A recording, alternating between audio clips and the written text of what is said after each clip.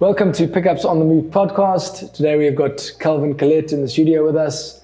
Calvin is the founder of Melon Mobile, the new South African mobile network. He's a seasoned executive, worked at MTN, and we have Calvin here today to share more about his entrepreneurial journey, his successes, his challenges. Calvin, welcome today. Thanks for having me, Tony. I'm excited about the chat. Calvin, your story is very, very interesting to me. You got an experience in sort of the corporate. I think there was a startup in between there we mentioned. The journey to get to Melon Mobile. Tell us a little bit more about that. So I was headhunted to join MTN in 2018, and they'd done an acquisition which they wanted a little bit of assistance in terms of fixing. And I joined to ultimately assist, and I really, really enjoyed that. So we took that company from the worst ISP in 2018 to the number one ISP in 2019. So it was a really cool story, and it was really there that MTN is such a fantastic company, and at the time, it had 21 operations across the world. I mean, they've scaled some of those things down, sold more, especially in the Middle East. But had the privilege of traveling to a lot of the different countries and really learning about what works in mobile, what doesn't work, etc. But as part of that journey, met some incredible people, but also started to understand that mobile hasn't changed. So it's a 30-year-old industry in South Africa, and if you start to look internationally and even in South Africa, it hasn't changed in terms of how we interact. Right? It's on the contract side, it's specific packages, 500 minutes, 5 gigs, 500 SMSs, and a phone or whatever else. And on the prepaid side, it's hourly, weekly, 14-day, etc. kind of packages. And I was just looking, and if you look internationally, there are companies that have done these digital mobile networks. And I was thinking, why has South Africa not got it? I mean, we're actually pretty tech savvy. And if you look at the on-demand stuff, so, the Pick and Pay ASAPs, the 66s and stuff like that, I was thinking, well, why can't we have a mobile network like that? So I really felt that like there was a gap. So started doing some research and actually saw that there were some international companies doing it. Probably the most notable one is Mint Mobile, which was started by Ryan Reynolds. So kind of looked at the model and thought, geez, well, that could work in South Africa. There's no reason why not. And I wanted to sort of start up at an MTN, but the culture just really isn't a startup culture. So I done my just over 4 years at MTN. I done what I needed to in terms of the fixing of that startup and that business, and I felt it was time for a startup journey. So I exited MTN with the knowledge that I was going to go and do this. And then that's when the journey really started, because it's one thing having this like clear vision and what you want to change and what you want to do, but the actual implementation of that is significantly harder than, the vision is one thing, but the implementation and execution is so different. Yeah. And so before MTN, you had a bit of an entrepreneurial startup yourself, where you obviously learned a lot about entrepreneurship. Yeah. Tell us more about that. So I started that, it was a voice over IP company, right. But I started right at the beginning of voice over IP. So it's as the legislation changed. So it was a wild west. I mean, I was telling someone yesterday, we used to send calls via Bangladesh to go next door. It was the maddest things that we did. But it was such a great journey in terms of like baseline startup. I mean, that was like the truest startup. I mean, it's in the garage, we were working late nights, building tech, downloading stuff off the internet, Googling stuff. It was proper tech startup stuff. And that I did for 12 years. And built it into a decent sized business. And I really, I needed that grounding in terms of of that startup mentality and what it takes from ground up, no staff, no money, no nothing, to where it was a proper business. We had over 100 employees, really decent turnover, etc. And but at the end of it, I was there for 12 years, And I just felt, look, I was never going to achieve the passion that I wanted for the industry in that company. And it was ultimately a partner's issue there. So I agreed to exit, sold off my shares. And to be honest, I had no real plan. I sort of said, let me just take a step back. Let me go and figure out what I want to do. And 6 weeks later, MTN headhunted me. Now, to be honest, and I don't want to sound arrogant, but I didn't want to go to MTN. I was like, I can't do corporate. I'm not a corporate guy. Like, I'll never fit in there. So, I don't have any degrees or anything like that. So, everything I've learned to date has been 100%, through absolute, learnings and on the ground. So, but, Rob Shute, who was the group CEO at the time, Godfrey March was the South African CEO, said, just come for the interview. Like, what do you got to lose? I was like, well, that's fair enough. So I went for the interview and they explained that, listen, they're going to separate it out. They want to do like the startup culture, build this company and see what you can do with it. I was like, well, that sounds interesting, right? It's kind of building a startup within a big corporate. It sounds interesting. And I must admit, I had a hell of a lot of fun. It was a great journey. We built the first ever sub-brand of MTN South Africa. So it was called Supersonic. And it's, so much of the stuff that I learned there. So, the company is very broken. So there's a company called Smart Village. And one of the things there, the company culture was the worst, right? And, for me, I've got a very clear view in terms of how companies should operate. So if you treat your staff well, they will treat your customers well. If your customers are treated well, they will pay you and stay. And if they're paying and staying, well, then your shareholders are going to win, right? So that's the kind of circle as I see it. Whereas I think a lot of people focus too much on shareholders, and staff and customers, well, they just, collateral damage or whatever you want to call it. So, when I got there, the first thing I looked at was culture. How do I fix this culture? Because it was absolutely toxic. And that was one of the biggest fixes there. The rest kind of fixed itself. It's like going from the worst ISP to the number one. The staff went from not giving a hell about anybody or the customers to saying, geez, we really care, and so those lessons in terms of building that company within MTN really has helped Melon Mobile because, we've got a full 5-star rating on Hello Peter, which is a place where people go to complain, and we're getting 5-star ratings. We've got 4.8, 4.7, 4.8 on both app stores. So we've carried that customer service culture all the way through. And that, for me, that's the important thing. I never want to lose that. Sure. The amount of people that say to me, but why don't you just Botify? Because most of our conversations are on WhatsApp. And I won't do it because, we very much self-help on the app and various other self-help channels. But once you can't anymore, then I want a person. Sure. So, because I know that's how I'd like to be treated. So, and I think that's really, really done as well, is focusing on customer service and not trying to cut corners in terms of, yes, there's a cost to it, but, it's a nominal cost in terms of what it takes to start the startup, and pushing it to customer service just makes so much sense. Sure.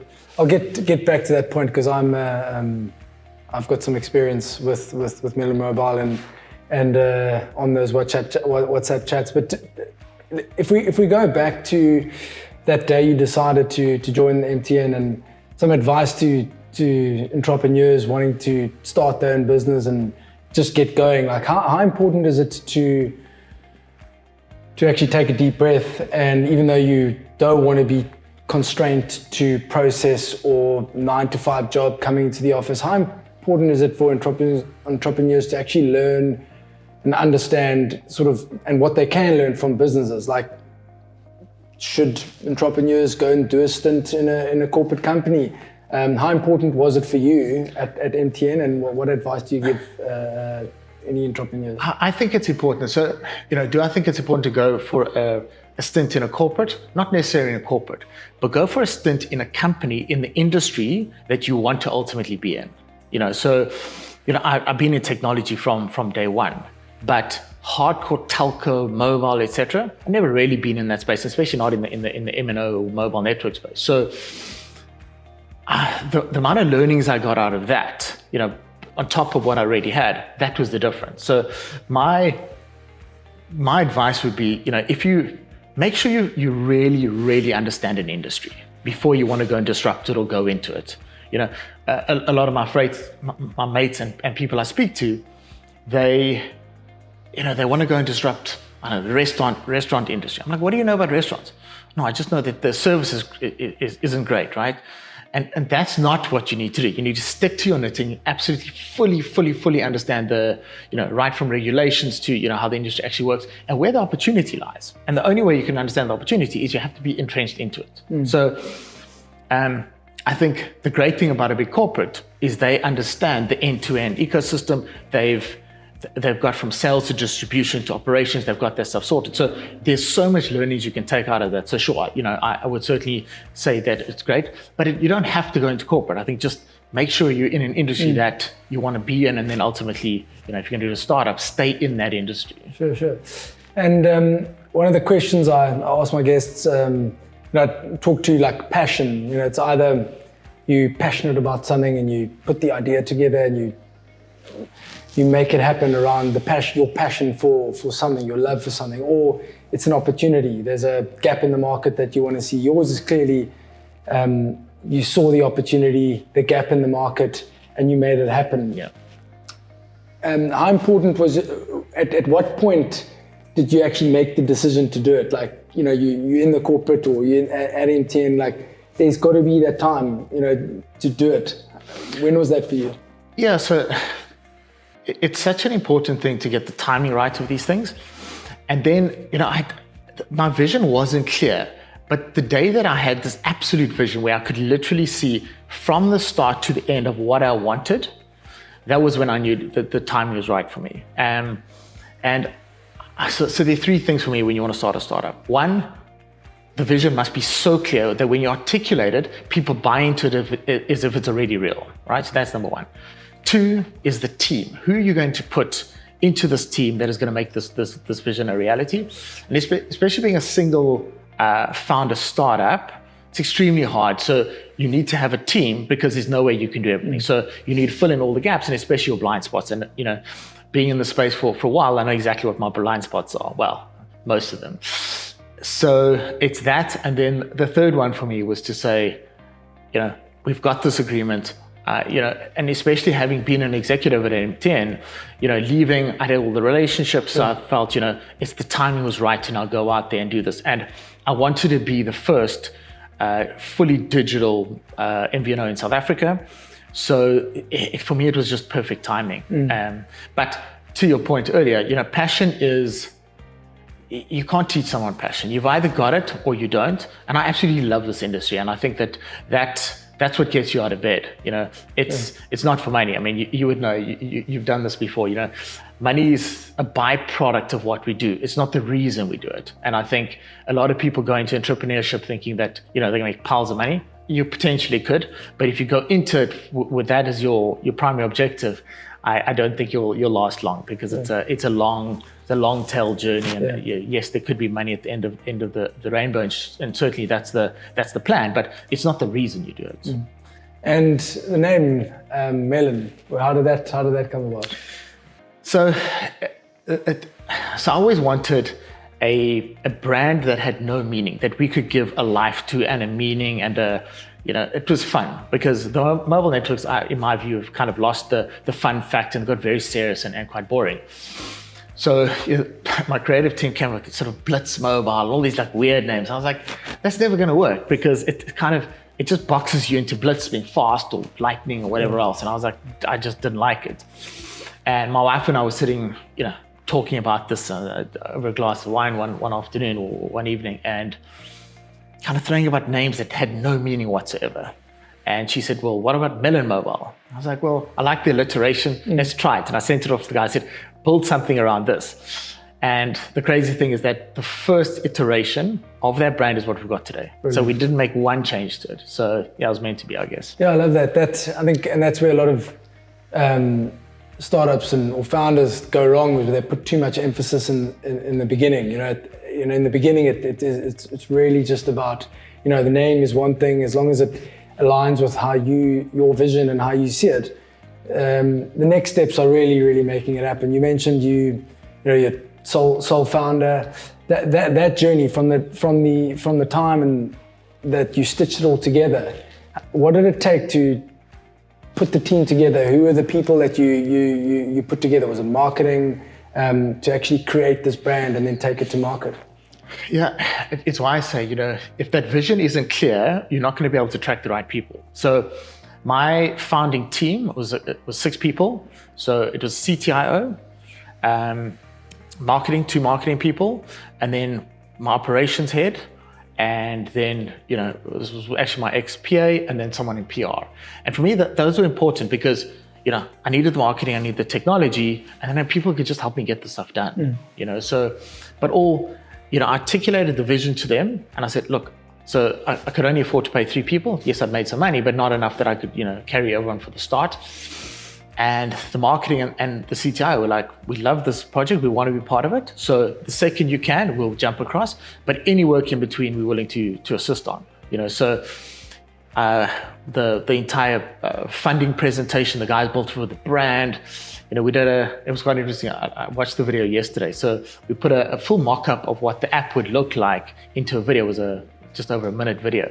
And I watched it yesterday. It's so fascinating to think like how clear the vision was to what we've actually built. There's some small changes and nuances, but ultimately, the vision and what we've delivered is very close. But it was so nice having a team that I could call on and say, technology, CTI, help me out. We'd go to a couple of meetings, the marketing stuff, putting the presentations to potential funders, VCs, private equity, etc. It's great just having a team and then guys on the ground who could just start to implement some of the basics before we had the funding that we could actually sort of run, really run. So from that time where your team were getting the concept together, putting it all together, from that day to the day that it fired off, how long was that?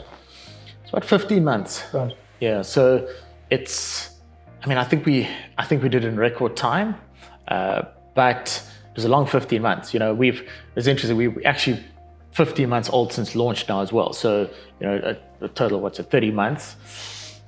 But the journey's been really good. And I think for me, back to culture, if the vision isn't clear and you're not having fun, you've really got to question what you're actually doing. I think, we celebrate the small wins. Every single small win we celebrate because these journeys are hard. And if you're not going to celebrate the small wins, you only focus on the, on the big end goal, the journey is just too hard. So the small wins make it palatable. They make the journey a lot more fun, and it just keeps the team sort of part and parcel of it. And as a team, I think what's really great is that every single person knows that they might be in marketing, or they might be in technical, or they might be in whatever else, but everything's their responsibility, right? And the guys jump across boundaries and whatever else to make sure that things get done. And I think that's such an important culture to sort of keep going. And if there's one thing I want to make sure that we don't ever lose sight of, sure, we're going to have to focus a little bit more, but I don't ever want us to drop balls just because it's not my job, right? So kind of keep that going. And that culture, you've said it a few times, and it's something that I resonate with, scaling and growing a business. The culture is like one of the most important parts of the business. They say, building a culture isn't about offering great meals at the office so that people can come in and they have great meals. You need to build a culture where people want to come to work. They want to participate in meetings. They want to give the energy. Is that something that you feel is part of you, that you've instilled through everything that you've done, and you take it forward into Melon Mobile? And like, what advice do you have for entrepreneurs and business owners in getting their culture right day to day? So a couple of things for me. I don't do hierarchies. So yes, there are sort of quasi hierarchies, but they're not real. For me, it's everyone gets, wants to be there, wants to get the job done. I think that's one. But two is you've got to be super consistent. I think it's whatever you do, the consistency is what creates that culture. So, I don't micromanage. I cannot micromanage. So I let people get on and do their jobs. All right. And I would much rather you make a decision, even albeit a terrible decision, than not making a decision. And when you make that terrible decision, we're going to have a conversation and say, well, I wouldn't have done it that way, but this is what I would have done. But now you've learned, and next time you'll make a better decision, right? So you're growing your staff at the same time. And that's what, for me, is how you can scale a company. Because if you're the one making every single decision, shouting at everyone when they make bad decisions, they just go, well, I'm not going to make any decisions then. You make all the decisions. Now that's the last thing I want. So you have to get the guys to make mistakes, celebrate those mistakes, and move on super fast. Don't dwell on the mistakes. It's, I heard a cool quote the other day. They said, mistake is an event, not a person. And if you can get that right in your head, that, it's just an event, close it, move on, But look, let's also be honest. There are people that just don't fit into your culture. Get rid of them fast, So, I firmly believe you can teach skills. You can't teach culture and attitude. You cannot. I was watching an interview with Sia after this last rugby championship match. And he was saying, when Rassie put him as captain, he said, Rassie knew that off the field, he would be a good captain. But on the field, he certainly wasn't the best captain. So he decided, listen, you need to do two things on that field from a captain's perspective. Dwayne's going to do this, that's going to do that, right? So there are ultimately 3 or 4 captains. But that's because you can't teach what Sia does on a daily basis, off the field, his compassion, the way he interacts with media and spectators. That can't be taught. But what can be taught is how to be a better captain on the field and nuances of it. So, I firmly believe in that as a cultural thing, that, if staff have got the right attitude, they can be trained into any position. But if they've got shitty attitudes, they need to go. And that speaks to the passion of an entrepreneur. You really know where to connect the dots and pull the team together and get the team to all work towards your vision. And clearly that's what that's what you've done. I want to talk to you. You mentioned earlier about you don't have any chatbots. You've got people on WhatsApp. I'm a client of Melon Mobile, and awesome. we work together. And through my mom, she recently contract ended, and I was not going to go renew this contract for an absurd amount of money. And I got a hold of a Melon Mobile SIM card, and I went through the process. And I must say, it was easy, simple. The technology behind it was great, but what I really enjoyed was the interaction on WhatsApp with the person on the other side of the phone that was able to navigate the journey to firing up this prepaid contract. Awesome. So the experience was great. How have you resonated that? You said it from day one you wanted to execute that vision. Was it a challenge to, how do you navigate through certain challenges that maybe don't allow you to quite execute that vision, but then you actually ultimately need to go and break it down and get there? What are some of the challenges you needed to get through to get to that point? So the one was just, getting the right staff, once again, it's attitude, who were willing to do whatever it took, to get someone signed up. So it's, from day one, I knew that, so let's take 3 steps back. Telco in South Africa has got the lowest NPS score. It runs from a score of -100 to +100 NPS. And telcos rank between -30 and -50, right? So you sort of like 130 to 150 basis points off amazing. So, and that's not just South Africa, to be honest, that's worldwide. Telcos rank at the absolute low. So I knew that was a big lever to pull if we're going to win in this space. So step 1, try and do as much in the app as possible, but it doesn't matter what you do, there'll always be friction points that someone says, well, I don't know what to do here. And I wanted to make sure that you could contact us, right? So we've got WhatsApp, we've got Instagram messaging, Facebook messaging, and you can call us. But nobody calls us. When someone actually does call on the call saying, well, running around, not quite sure what to do. But so 97% of the chats coming on WhatsApp. Then it was about making sure that the staff fully understood the product. And then, I spent my days and nights watching those chats and just saying, sorry, no, we don't do it that way. We don't do it that way. So it was very, very granular. And I mean, I'm sure there are other ways of doing it, but that was my way. I wanted to make sure from a culture perspective, what was acceptable and not acceptable to the team. And yet once they realized that, listen, the only thing that's acceptable is a customer leaves us saying, amazing, well done. And what you realize is that you're getting various levels of technology skill sets coming through, like your mom as an example would have been, technology challenged, right? You'll be less so, my kids are be able to do this themselves. And it's trying to sort of navigate that and never get frustrated with the end user. And what I like about asynchronous messaging on WhatsApp specifically is that you can send a WhatsApp, you get a bit sidetracked, you send another one. It's not invasive. You're on the call for 20 minutes trying to sort something out, and call and then back onto WhatsApp. Yeah, you can take screenshots, circle things, send it back. So it's a really nice medium for support for me. But you've got to get granular and involved. I mean, I'm still on, it's a lot now, but on all our social media channel. So I see the social media stuff coming. And I'm like, I don't like that. Get all the team guys, what's going on here? Okay, but I don't like that narrative. I don't like the way we're handling this. My operations person is cool, and she trains everyone. We get that right. So this never stops. It's not this isn't a one-hit wonder. It's something that never stops, always evolving. And it's something I'm never going to change. Like I say, the number of people say, we went into your call center, we could automate 90% of that. I'm like, I'm sure you could, but it's never going to happen. Sure. And maybe not never, but certainly not now. And certainly not until I'm super comfortable that, we've got, I don't want to irritate customers. We're busy enough with a lot of things. Mobile should be so easy to get, which is ultimately the core of what we're trying to build, is that I need a mobile SIM. Like a really good example was my son has got an iPad. And I never put a SIM in it because he's always on Wi-Fi. But he was going off to a mate's house, and I was like, well, geez, how's this going to work?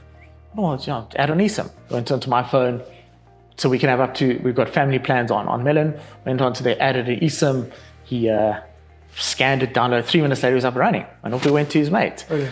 That's how it should be. The fact that if that conversation is like, oh, geez, now we've got to go and find a store, make sure you've got your wife, life, kids, DNA samples, etc. Walk out of there 2, 3, 4 hours later, frustrated as all hell. It shouldn't be the case. So, it's back to, I always say, everything we've done to date has been deliberate. So, it's, I don't like over quoting Elon Musk, but his first principle thinking. I just love it because why are we doing it this way? Well, because everyone else is doing it. Well, that's why we shouldn't be doing it, right? So let's go and rethink it. If it makes sense to do it that way, let's do it. But doing it just because everyone else does it that way is absolutely not the right way to handle it. So, And very importantly, I think for most entrepreneurs, it's like living the product. I remember early days of Picup, having 6 or 7 phones on the desk, testing, going in the car, testing. To this day, we go out and test. 100%. How important is that continuously and to never lose sight of it? It's the most important thing. And it's, what concerns me all the time, and it keeps me up at night, is one, losing touch of that. But the other thing is wood for the trees, right? Because you're so stuck in it, you actually don't realize you need to sometimes just step back and say, are we still on track to doing what we promised ourselves? And is the vision still the same? My marketing team often, they come and they all these concepts. I'm like, you guys realize, you guys understand all of that. Our customers don't know any of that. So you got to step back often and say, well, we don't know this. Designing new features. I get involved in the design, then I perfectly step back. And then I come into testing because I haven't been part of that design. I'm like, well, this sucks. I don't like that. Let's optimize this, etc. But I'm able to do it because I've been a little bit, further away from the innovation. So I think you never stop. And I think as the founder, it's the core of what we do. So, you can have the most amazing people and they need to do 99% of the work, but you need to make sure that it still conforms to, the true essence of what you're building. And listen, it might annoy the hell out of the team because they're like, well, it's work we did to get you. I was like, I know, but it's 90% right where it could be far better. So let's do that last 10% and really get it perfect. And I think that's a continuous thing that'll never stop. And I think, so I'm a big fan. So I don't have a product team, okay? And I specifically don't have a product team because typically, and I've seen in other companies, product teams, they sit around and they Google what everyone else is doing and they take what's existing and they just copy and paste it. Now, I don't want that. I want to design a product that customers want. So, a product development comes from call center. Guys, when you speak to customers, what do they want? Well, these are the insights. So we make sure we record all of that stuff. So when it comes to sort of product development, we're having those conversations, not what is the market doing? Sure. Because then you're not innovating anymore. You're just copy pasting. Yeah. We've recently seen these billboards take South Africa by storm. Tell us more about the creation, the team, the excitement that goes into putting it all together, and then obviously the execution. So, the mobile industry spends 2.9 billion rand on marketing. So, we just can't compete against that. So we had to find a way to cut through the clutter. And we're 15 months old, and we had spent most of the time just building a little bit of brand in the background on social and digital. And we now knew it was time. We're happy with the product. We're happy with the propositions. We needed to do something smart. So I put it to the guy. I said, listen, you can't just do something, ordinary. We need to do something out of the ordinary. So the guys came back to me with sort of 4 or 5 different options. And I was like, guys, none of this is working for me. So take a week off, go and brainstorm. And when you come back, make it something that's going to completely everyone's going to be talking about it. So the guys did, and this was their pitch. And I absolutely loved it. And I said, look, let's go with this. Let's run with it. And what's great is that, the execution part of it was making sure we focused on brands that, one, were very South African, one that had a sense of humor, that they weren't going to take this thing too seriously. And then people that we wanted to work with later. And all of that happened. We're doing nice collaborations with these brands now. But it's taken us from obscurity and, as I say, South Africa's best kept secret to, people are talking about us, and, it's now become incredible. And what's really great about it is that we're starting to get lead opportunities coming into Melon. Prior to that, it was hard graft, it was picking up the phone, it was LinkedIn and things like that to try and get opportunities. Whereas now people are slowly but surely saying, we've seen what you're doing, that's super interesting, can we work with you, etc. So, it's step one. We're not going to stop doing this kind of stuff. We want to be cheeky. We want to be, the brand that's a bit more fun. I think the traditional guys have kind of lost that. So if we can own that space, and I don't want to, it's a big brand to live up to, but you sort of the Nando's for telco, kind of keep that tongue in cheek and stay fun. That's where we want to play. So we're going to keep doing some cool stuff in the marketing space. I love the Ryan Reynolds billboard. That was really, really it's great, and he's a real live customer and such a nice guy as well. We kind of obviously got permission from him to do it, and he was absolutely keen on it. Did he get a free contract? He did. Great, Calvin. Well, really excited to chat to you today. I know we're working together, and you and the Melon team have done a fantastic job with our teams, our in-field supervisors out in South Africa. They've put together great complementary packages and really working towards providing cost-effective calling and data solutions, which our legends on the road will hopefully very soon have access to. Thank you very much. 100%. And really exciting to spend more time with you and work with you over the coming months and years. Yeah, thanks for having me. Listen, I think I really enjoy working with your team and what you guys are doing here. I think it's really impressive. Thank you.